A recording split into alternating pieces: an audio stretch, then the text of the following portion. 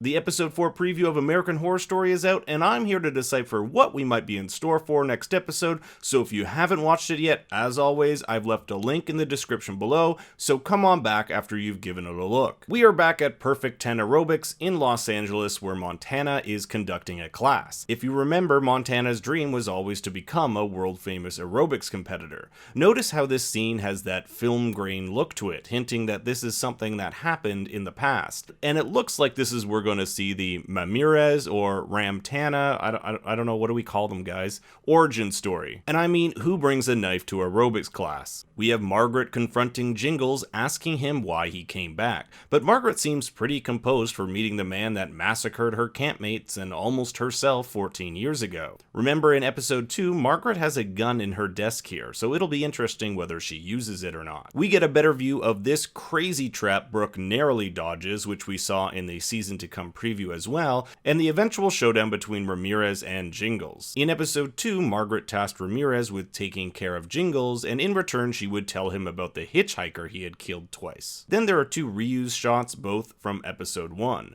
Brooke when she went to get some first aid supplies, and Margaret in the rain. It could just be lazy editing or a hint that we'll be revisiting previous events, perhaps from a different perspective. Margaret is still convinced to let the camp open. This woman is crazy. And we get this shot of what seems to be a camper who gets her throat slit. I've rotated the image just so that we can get a better look. Now the trailer is trying to get you to believe this is Chef Birdie, since the next shot is of her cutting some sandwiches with a knife. But my guess is that this is Margaret, perhaps back in 1970.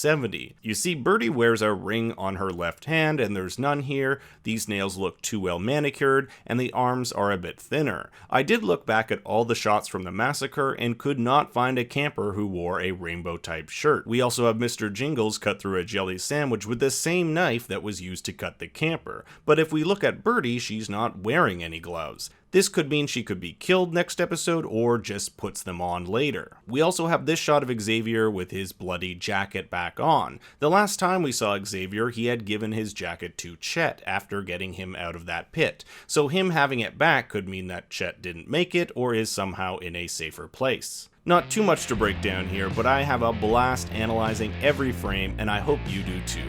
Please make sure to give the video a like and subscribe with the bell on, and let me know your theories in the comments below. You can also reach out and follow me on Twitter at ThinkStoryYT.